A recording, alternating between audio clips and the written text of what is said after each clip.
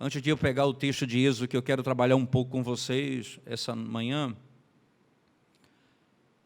eu estou expondo na igreja o livro de Romanos, e sempre na exposição bíblica, a gente percebe coisas que na leitura comum a gente não percebe, mas no trato, no passo da exposição, muita coisa é desvendada. Então, eu tive que ler muitas vezes Romanos antes de começar a expor mesmo o livro.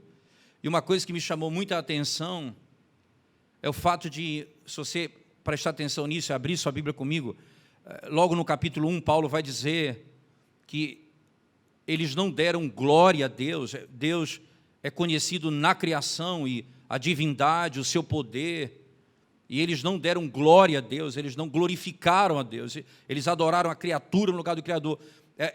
O propósito da criação é tornar Deus conhecido, e os homens adoraram a criatura no lugar do Criador. O pecado entra no mundo, a história descreve isso, Paulo vai falar isso muito bem. E o último versículo da carta de Paulo aos Romanos, eu queria que você abrisse a Bíblia comigo, o último versículo, a última seção, ela descreve como a glória é restaurada. Porque o que Paulo vai dizer é: a justificação é pela fé, a salvação é pela graça, toda a obra é de Deus, não é obra do homem, então a glória é só de Deus, a glória é só de Deus, a glória é só dele. Ele vai resgatar a sua glória, até no modo de salvar o pecador. E aí no o último capítulo da carta de Paulo aos Romanos, especificamente o capítulo 16, a partir do verso 25, ele diz assim: ora, aquele que é poderoso para vos confirmar segundo o meu evangelho e a pregação de Jesus Cristo, veja que coisa interessante, o meu evangelho e a pregação de Jesus Cristo não são coisas contrárias, são exatamente a mesma coisa, conforme a revelação do mistério. Esse é outro termo importante para Paulo. O mistério que estava oculto agora se tornou conhecido, o evangelho. Tudo isso fala do evangelho, guardado em silêncio nos tempos eternos, foi agora dado a conhecer, que agora se tornou manifesto e foi dado a conhecer por meio das escrituras proféticas, segundo o mandamento do Deus eterno, para a obediência por fé entre todas as nações. Ao Deus único, sábio, seja dado o quê? Glória. Por meio de quem? Por meio de Jesus Cristo, pelos séculos dos séculos. A Ele seja dada a glória por meio de Jesus Cristo. Então, os homens não deram glória a Deus. Então, Deus se fez homem em Cristo Jesus. É na obra dEle, na pessoa dEle, que a glória dEle é restaurada. Ninguém vai glorificar Deus se não for por Cristo. É impossível glorificar Deus sem Cristo, ou a parte dEle, ou sem pregá-lo, ou sem anunciá-lo. É impossível ao homem. Dessa forma, nós temos a certeza que a obra está completa. Toda a autoridade me foi dada. Nós temos a certeza que Ele está conosco. Nós temos a certeza que somente nele, o chamado que nós recebemos, que é dar glória ao seu nome, somente em Cristo, isso pode ser realizado. É impossível dar glória a Deus sem proclamar o Evangelho de Jesus Cristo. É impossível recolher a igreja de Deus pelo mundo sem pregar esse Evangelho. É impossível. O propósito é que o nome dele seja adorado, seja exaltado, seja glorificado. Eu queria que você, por favor, abrisse a Bíblia comigo, lá em Êxodo no capítulo 5, particularmente.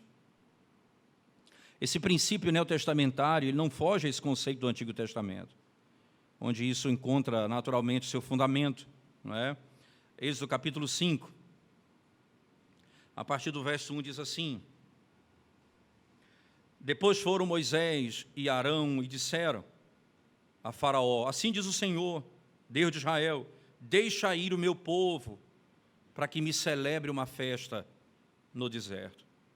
Respondeu Faraó: quem é o Senhor, para que ele ouça eu a voz e deixe ir a Israel? Perceba, Deus precisa ser conhecido. O propósito da libertação é para que ele celebre uma festa no deserto. Continue comigo. E eles prosseguiram. O Deus dos hebreus nos encontrou.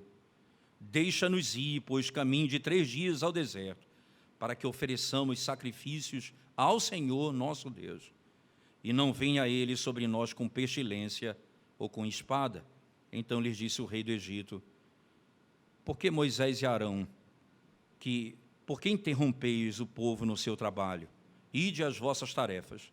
Disse também Faraó: o povo da terra já é muito, e vós o distraís das suas tarefas. O povo tem cumprido a sua tarefa. E é engraçado que o termo tarefa, trabalho, ou esse tipo de trabalho, ele é muito usado para descrever também o conceito de culto. Por isso, no Antigo Testamento, o serviço é sinônimo de culto. O trabalho é sinônimo de culto. Tanto é que o autor da carta aos Hebreus, no capítulo 12, ele diz, olha, então que nós devemos servir a Deus com santa reverência e temor.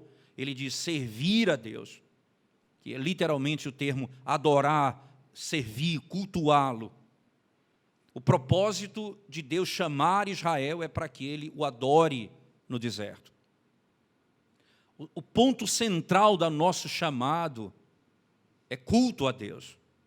Isso, e aqui, obviamente, esse é um princípio importante. Eu não tenho como trazer glória ou adoração a Deus se não for por meio de Cristo, esse é um ponto central. Mas, em segundo lugar, e é o ponto fundamental, ora, se Deus é para ser glorificado, esse é o ponto fundamental do meu chamado e do chamado aos homens.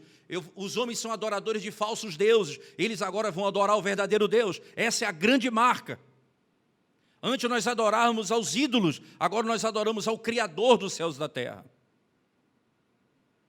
É isso que Paulo vai dizer aos Tessalonicenses, com toda a clareza, quando diz que antes eles adoravam falsos deuses e ídolos, passaram a adorar ao Deus único e verdadeiro, que é a descrição de Jeremias 10, quando ele descreve claramente a diferença entre os ídolos e o verdadeiro Deus. E a linguagem de Jeremias é o verdadeiro Deus.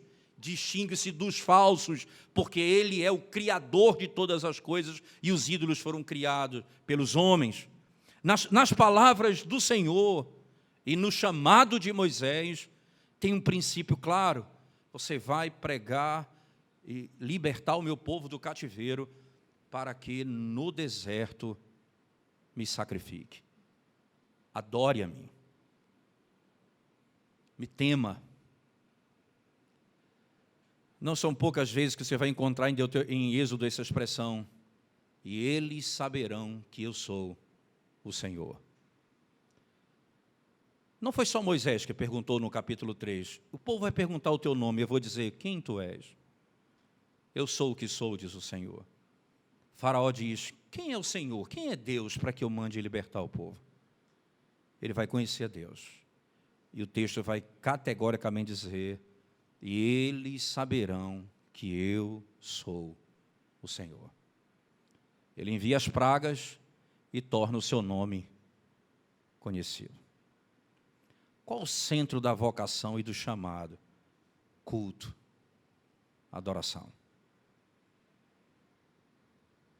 Estava conversando ontem com Mateus um pouco sobre isso, falando que é estranho quando nós temos a certeza que a vocação de todo o indivíduo que é salvo, aquele que é chamado das trevas para a luz, ele é chamado para adorar a Deus, e é estranho que o culto, ele passa a ter menor importância na vida da igreja, e a gente adora a Deus de qualquer forma, adora a Deus com o nosso próprio entendimento, e às vezes até de modo idolátrico, praticando idolatrias no próprio culto, como se fosse algo de menor importância.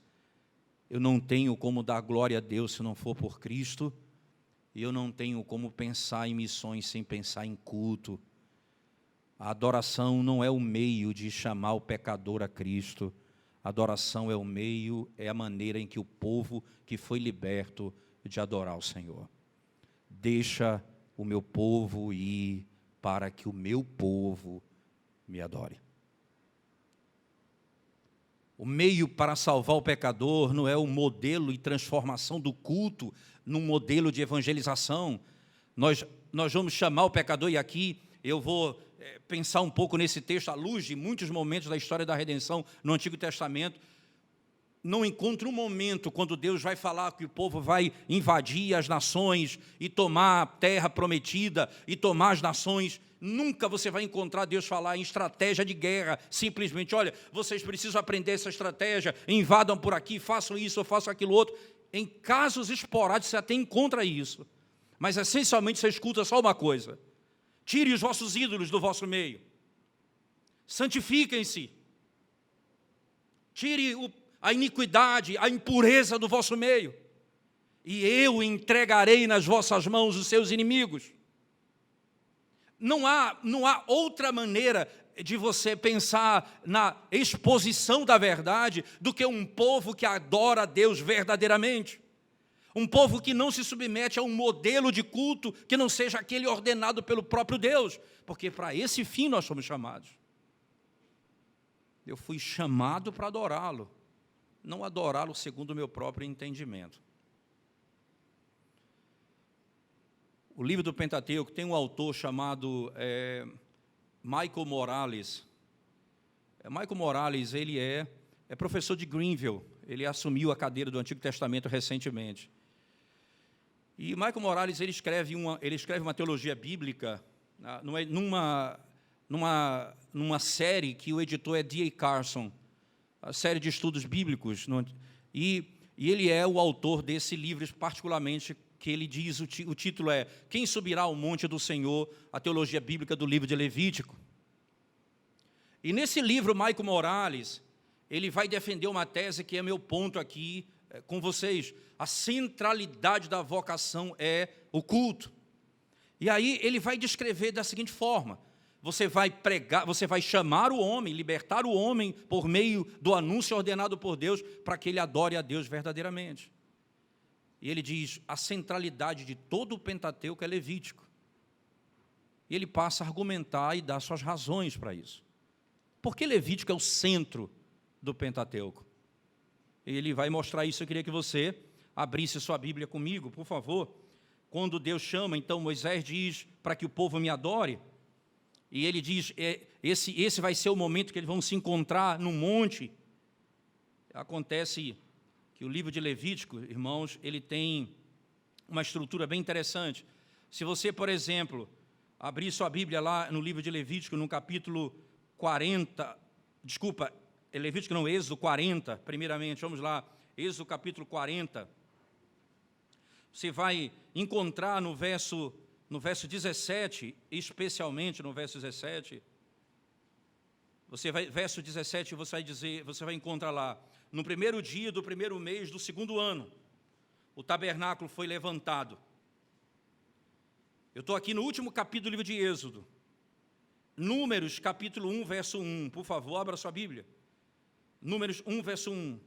No primeiro dia do segundo mês do segundo ano. Veja, no primeiro dia do segundo mês do segundo ano.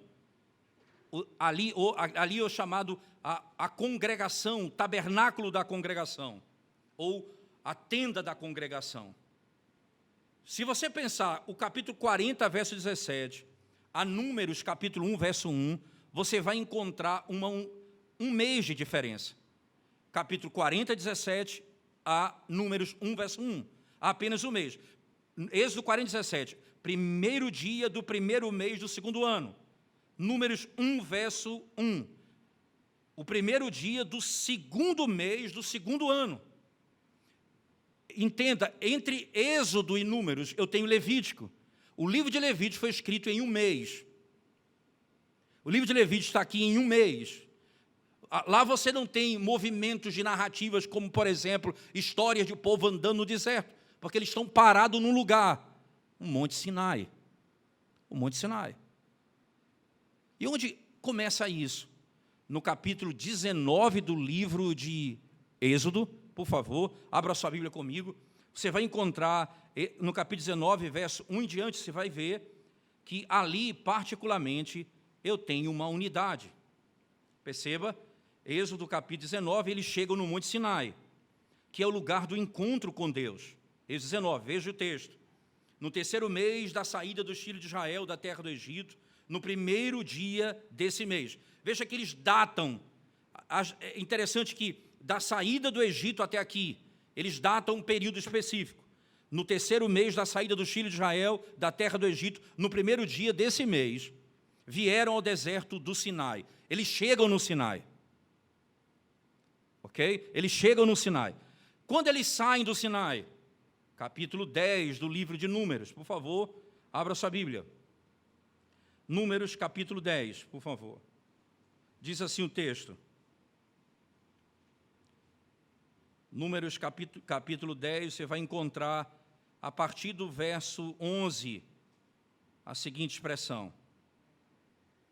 Aconteceu no ano segundo, no segundo mês, aos 20 do mês, que a nuvem se ergueu de sobre o tabernáculo da congregação, os filhos de Israel puseram-se em marcha do deserto do Sinai. Veja, no capítulo 19:1, eles chegaram no deserto do Sinai.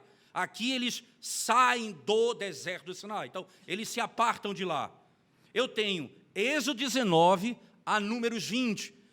Todo esse período da história do Pentateuco é posto no Monte Sinai, o lugar onde eles se encontram com Deus. Lembre-se que foi dito, deixa o meu povo ir para que eles me adorem, para que eles me sirvam. E aqui, dentro da estrutura do Pentateuco, Levítico é a centralidade do livro. E aí outras razões serão dadas a isso. Preste atenção. Alguns pontos nos chamam a atenção. Eu queria que você agora, com exercício de paciência comigo, fizesse aquilo que é conhecido, por exemplo, dentro de linguística. Quando a gente vai falar de análise, por exemplo, dos salmos, é comum em narrativa, algumas vezes, o chamado quiasmo, né? O quiasmo, ele representa uma letra grega que, onde tem A, A1, B, B1, mas tem um ponto de contato no meio, certo? Então, existe um ponto de virada. Uma ideia A é repetida A1 no outro lado. A ideia B é repetida B1 do outro lado. E entre a ideia A1 e B1 há um ponto no meio, como se fosse um X e o ponto de contato aqui. Tá? É um ponto de convergência, é um ponto de contato dele. O livro engraçado que é importante entender isso, que você tem eventos que acontecem da saída do Egito até o Monte Sinai, e que eles são contados em outro momento, na caminhada depois do Monte Sinai para a Terra Prometida, eles são praticamente repetidos. Preste atenção nisso, eu quero que você... Eu vou falar A, A1, B, B1, e você vai abrir sua Bíblia, é um exercício intrigante para nós, tá certo? Mas vamos lá. A, primeiro, Êxodo 15, versos 22 a 25. Você não vai ler, mas vai atrás do texto para mim. Êxodo 15, 22 a 25. O que é que eu tenho ali? A transformação da água amarga em água doce. Ok? Êxodo 15, verso 22 a 25. Confere? Se você for agora, A1, lembre-se que eu vou pegar o texto depois da saída do Sinai. Eu estou pegando o texto depois da saída do Egito, depois o texto da saída do Sinai. Agora, Números, capítulo 21, verso 16 a 18. Eu tenho a fonte de água. Números, capítulo 21, versos 16 a 18. Eu tenho uma fonte de água. Concorda comigo aí no texto? Ele fala dessa fonte. Então, A, Êxodo 15, 22 a 25. A1, Números 21, verso 16 a 18.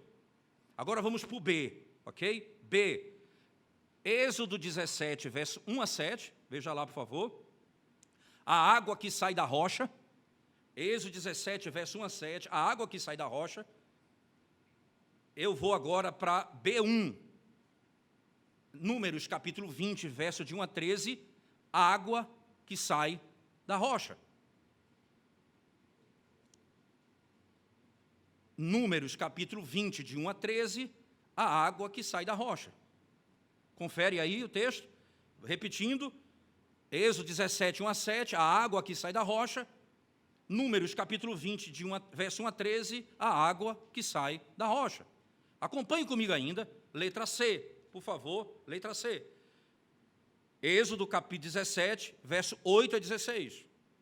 A guerra Israel contra os amalequitas. Chamado guerra Israel-Amalequita, ou guerra entre os dois povos. Capítulo 17, verso 8 a 16. Agora, letra C, não é? Vamos para C1, Números, capítulo 14, verso 39 a 45. A guerra entre os israelitas e os amalequitas. A guerra entre os israelitas e os amalequitas. Há uma repetição, não é? Veja, não é repetição dos mesmos eventos, mas essa história depois, ela vai acontecendo do mesmo pé, na saída do Sinai. Letra D, estão me acompanhando, irmãos? Dá para fazer, né? Letra D, capítulo 18 do livro de Êxodo, a liderança de Moisés é aliviada. Moisés recebe alívio na liderança. Capítulo 18. Números, capítulo 11. A liderança de Moisés também é aliviada. Capítulo 11, o livro de Números. Agora, por favor, letra E. Capítulo 18 de Êxodo, verso 27. Obabe, o medianita, o sogro de Moisés. Letra D. Desculpa, letra E, não é isso? Letra E, 1. Eu tenho Números, capítulo 10, 29 a 32. Obabe, o medianita, o sogro de Moisés. Eu tenho lá e tenho aqui. Letra F, Êxodo 19, 1 e 2, chegada no Sinai. Êxodo 19, verso 1 e 2, chegada no Sinai. E letra F, 1, Números, capítulo 10, verso 11 a 23, saída do Sinai. E eu tenho, então, ponto de convergência, que é entre Números, entre Êxodo 19, 1 e 2, a Números 10, 11 em diante, eu tenho o período do Sinai. Aqui, todo o Pentateuco, nesse período, ocorre no Sinai. O ponto de convergência do livro. Deus diz: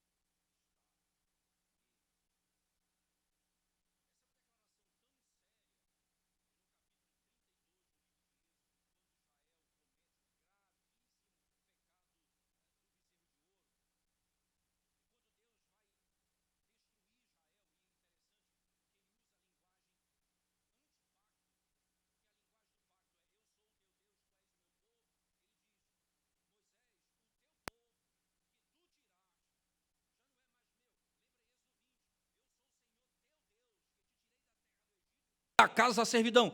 Ele usa a linguagem antipacto. Ele diz: ora, o teu povo que tu tiraste.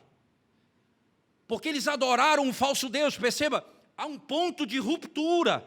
Eles estão me adorando falsamente. E o povo que eu chamei para mim é aquele povo que me adora segundo a minha vontade. E é interessante que a linguagem da antipacto é tão profunda no texto que Deus diz o seguinte: Moisés, sai da minha frente, que eu vou destruir esse povo, eu vou fazer de você uma grande nação. Que era uma promessa feita a Abraão. O pacto que Deus fez com Abraão. Aquele pecado é tão grave, o modo de adorar é tão sério, que quando eles adoram a Deus por meio de idolatria, a linguagem é como se fosse: vocês não são meus, porque os meus me adoram dessa forma, não com prática de idolatria. E aí vem a busca, o socorro, Moisés clama a misericórdia, e usa dois argumentos extraordinários, um pactual e o outro a honra do nome dele. Lembra-te do pacto com Abraão, Senhor. As tuas promessas não voltam atrás. E diz mais, Senhor, o que eles vão falar de ti? A única preocupação de Moisés era a fidelidade à promessa e a honra do nome de Deus. Deus disse, tudo bem, eu vou perdoá-los, mas eu não vou mais com vocês. Eu vou mandar um anjo com vocês. Moisés disse, Senhor, se o Senhor não for conosco, nós não sairemos daqui. Se o Senhor não for conosco, nós não sairemos daqui. Para onde nós iremos? Mas eu estou dando a terra prometida para vocês. Moisés então diz, qual é a grande diferença entre nós e os povos da terra? Ele diz, não é o fato do Senhor andar no nosso meio. Senhor, o que é a terra prometida sem a tua presença? O que é uma terra que mana leite e mel sem a tua presença? O que é o céu sem o Senhor? O que é a eternidade sem o Senhor? Nada nós queremos além da tua presença. No Êxodo 19, quando ele chega no Monte Sinai, Moisés diz ao povo, saiam da tenda, nós vamos nos encontrar com o Senhor. Que coisa extraordinária. Saiam da sua tenda, nós vamos nos encontrar com o Senhor. O que é o Monte Sinai? O Monte Sinai, ou melhor, o que é o tabernáculo? É o Monte Sinai ambulante. O que é o Monte Sinai? A estrutura do Monte Sinai é a estrutura do templo.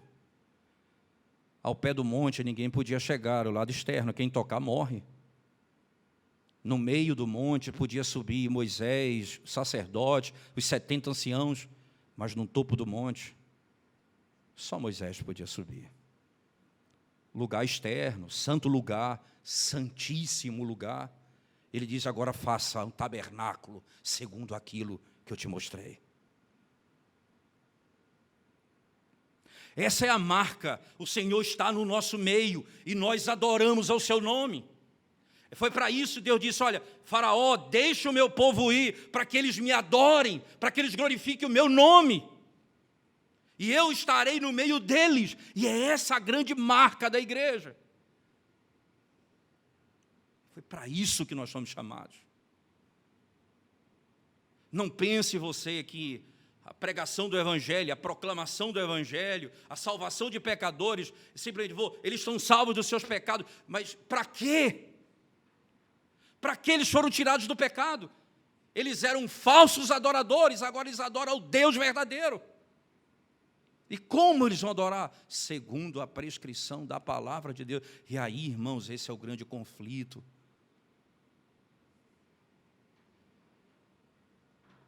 O modo como nós adoramos a Deus, a adoração a Deus é central em missões.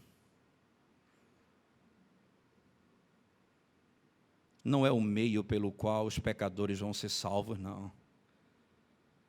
É o modo como os pecadores restaurados vão servir a Deus.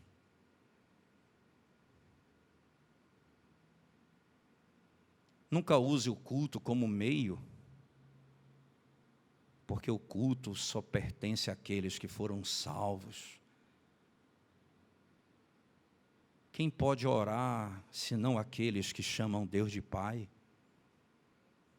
E como eu posso chamar Deus de Pai, se não for em Cristo Jesus? Todos aqueles que o receberam, foi-lhes dado o poder de serem feitos filhos de Deus. E Jesus ensina a orar, começa dizendo, Pai nosso. porta de entrada é a adoção.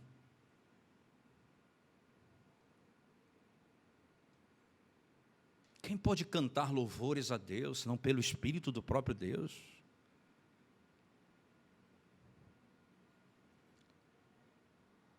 E sabe como é que vamos conquistar o mundo?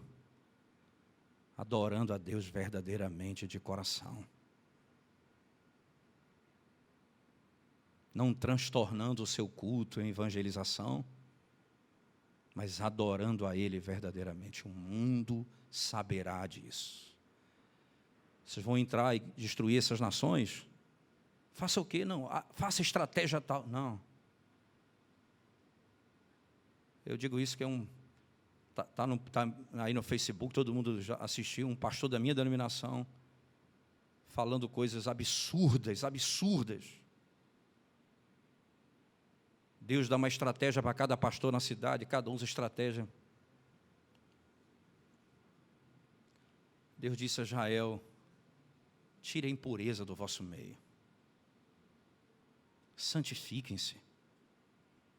Tire os seus ídolos. Quebrem todos eles, joguem fora. E eu entregarei as nações nas tuas mãos.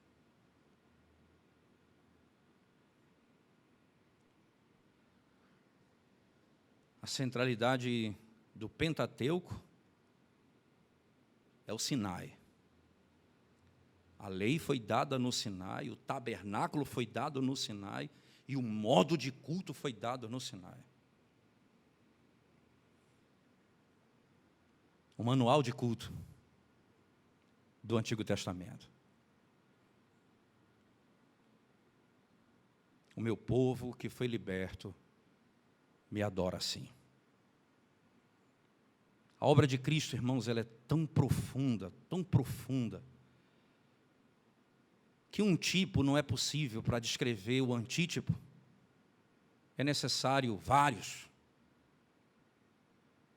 Sacrifício, 7, para falar do de Cristo. Sacerdote, 2, um sumo e o sacerdote. Sacrifício não era o sacerdote, ele levava a parte. Cristo era o sacerdote, era o sacrifício. Cristo é o tabernáculo. Cristo é toda a estrutura interna do tabernáculo. Tudo isso aponta para Cristo. Você entende? A glória do Evangelho, ela estava colocada dentro das sombras e tipos do Antigo Testamento.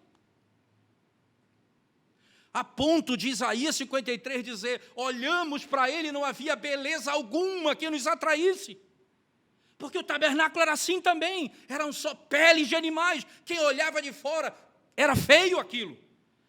Por dentro e ao lado, era o odor de sangue era grande. Mas quando você adentrava, e aí era só quem adentrava, ouro, prata, anjos, iluminação. A beleza não era externa. Olhamos e não vimos. E aí Isaías diz: quem creu em nossa pregação? O Evangelho de Cristo anunciado para as nações no Antigo Testamento era proclamado por sombras e tipos como revelado. O Sinai e o tabernáculo representam a presença de Deus no nosso meio. Quando João diz: o Verbo se fez carne e tabernaculou no nosso meio. Deus fez o seu tabernáculo, que é a melhor tradução, ao invés de e ele habitou no nosso meio, e ele tabernaculou no nosso meio. Deus fez o seu tabernáculo. Aí ele diz: eu estarei convosco todos os dias. É a tua presença, a obra realizada. E isso aponta para o fato de que agora, na proclamação do Evangelho, não muda o princípio. Daí Paulo escreve aos Romanos: os gentios olharam para a criação e adoraram a criatura. Então Cristo veio para estabelecer a verdadeira glória de Deus e restaurar o homem a esse trabalho, nos fazendo adoradores. Para esse fim que nós pregamos o Evangelho. para que o homem glorifique a Deus, para que ele sirva a Deus, para que ele exalte a Deus. Não tem outro meio, não tem outra forma, senão o próprio Jesus Cristo. Impossível fazermos isso se não fosse completada a obra por Ele mesmo. Nem mesmo nós poderíamos fazer. Ninguém poderia fazer. Você imagina que, numa estrutura como o Pentateuco, a centralidade de todo o livro repousa no encontro com Deus. A centralidade de todo o livro repousa no encontro com Deus. A gente esquece princípios básicos. Eu sei que há divergência quanto a esses pensamentos que eu proponho nesse particular. A vida da igreja como pastor, e isso, eu digo à igreja isso constantemente, nós temos um objetivo final em tudo que fazemos, que é a glória de Deus, e seja ela o que for, no trabalho, em casa, seja o que for. Mas como é que eu sei disso objetivamente? É porque eu tenho um alvo. Esse alvo é o primeiro dia da semana. É o dia que eu me reúno com a igreja para adorar o Senhor. Esse é o objetivo da minha vida. Eu anseio esse dia.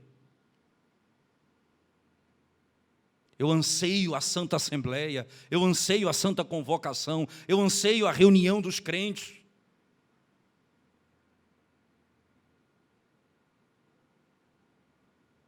A igreja caminha exatamente nessa direção. Esse encontro com o Senhor. Ele está conosco todos os dias. Mas Ele estabeleceu um princípio para que vocês se encontrem comigo aqui. Eu não tenho medo de dizer, igreja, é aqui, na casa de Deus, na igreja sua, pastor, onde você está. Você vai chamar o seu rebanho, é aqui que nós vamos nos encontrar com o Senhor, é aqui que nós vamos ouvir a sua voz, é aqui que nós vamos cantar a Ele como igreja, é aqui que haverá Santa Assembleia, é aqui que nós vamos dizer ao mundo, nós adoramos ao único e verdadeiro Deus e não servimos aos deuses do mundo. É aqui que a sua lei é respeitada, é aqui que o seu nome é exaltado, é aqui que a glória dele é manifestada. É aqui no nosso meio. Esse jardim fechado, lá fora os homens seguem a sua própria vontade, lá fora os homens andam segundo o seu próprio coração. Aqui não. Aqui é o povo que vive para a glória dele. Eu tirei vocês de lá para que me sirvam. E toda a estrutura, metade de Êxodo, o livro de Levítico inteiro, parte do livro de Números, toda a estrutura repousa nesse lugar. Nesse lugar. Eu não tenho como pensar na igreja senão dessa forma. Eu não tenho como pensar em missões senão em um povo que vai ser redimido da morte para adorar a Deus verdadeiramente. Eu não tenho como fazer isso sem Cristo. Eu não tenho como fazer isso sem a obra de Cristo. Eu não tenho como fazer isso sem a presença dEle. Eu não tenho estratégia. A minha estratégia é fazer sua voz ouvida. Ela é poderosa para tirar os homens da morte. Sabe qual foi a primeira marca de Paulo depois de salvo? Quando ele viu a glória do Senhor e caiu. E aí Deus chama Ananias, olha, vai lá. Ananias diz, Senhor, aquele homem que matou a tua igreja, que quer destruir o teu povo, é esse homem. Esse homem que eu escolhi. Foi ele que eu escolhi. Chega lá. Ele está orando quando você chegar. Que descrição impressionante. Ele estará orando.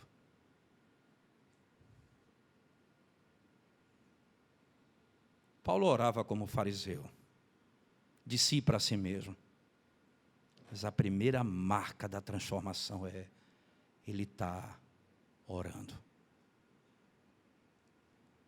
E ele devia estar dizendo: Pai, cheio de misericórdia, que teve compaixão da minha alma, a ti somente o louvor.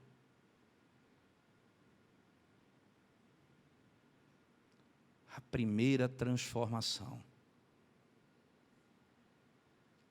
Ele orou. Ele adorou. Ele se curvou. Tem um amigo pessoal que já viu muitas crises na vida. Uma delas, as mais profundas, foi quando ele, na loucura da sua vida, abandonou o evangelho e se tornou muçulmano, adorador, dentro da estrutura islâmica. Loucura mesmo, nunca vi algo parecido. Esse homem enlouquecia, a família dele toda crente da igreja presbiteriana, e ele se curvou a essa falsa adoração. Um dia, ele ia de carro, ele ia de trem de uma cidade para outra, ali dentro do Grande Recife, ia a trabalho, ia para o seu trabalho, e disse que dentro do metrô, melhor dizendo, ele sentiu uma angústia tão profunda na alma dele, tão profunda, que ele perdeu o sentido de espaço e de tempo. Ele foi tomado por um pavor que ele não sabia o que dizer. E ele desce na primeira estação, perdido, sem saber para onde ia, até que vai acalmando, e ele pega um carro e chega em casa, a alma dele em trevas e angústia, e ele disse: a primeira coisa que eu fiz, ele disse, eu caí de joelhos no chão e clamei a misericórdia de Deus sobre minha alma, senão ia ser condenado. A primeira manifestação. Ele disse que ele orou assim: Mestre, pastor de ovelhas e da minha alma, tem misericórdia de mim. Foi duro trabalhar com ele pouco nos tempos que se seguiram, que a consciência dele estava em grande angústia. Hoje ele é um presbítero da igreja, um homem digno, restaurado pelo Senhor plenamente. A primeira manifestação, curvar-se diante do Senhor.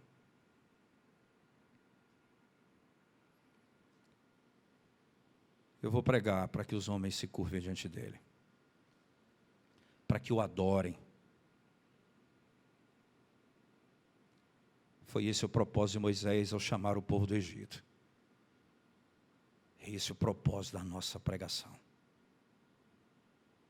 Você vai chegar como Moisés chegou, dizendo: o Senhor viu a aflição do seu povo. Saiam da morte para a vida e adorem plenamente ao Senhor. Muitos desafios nós temos em missões, em pregação, em evangelização. Mas o mais grave de todos, no meu entendimento, tem sido o transtorno que os homens têm feito no culto a Deus com o objetivo de salvar pecadores. Isso é algo que me tem causado estranheza. Não é esse o modelo de salvação de pecadores que Ele nos deu. A genuína pregação do Evangelho e um povo que adora o seu nome verdadeiramente. Essa metodologia não falha. Essa metodologia não falha.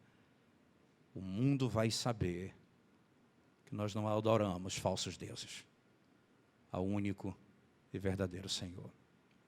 O desejo do meu coração, irmãos, é que na vocação que Deus deu a vocês, e no chamado missionário que vocês receberam, vocês não busquem outra coisa, a não ser a glória de Deus e o verdadeiro culto ao seu nome, porque essa é a grande transformação que Deus trouxe ao mundo, que vive para servir a si mesmo. Que Deus tenha misericórdia da nossa alma.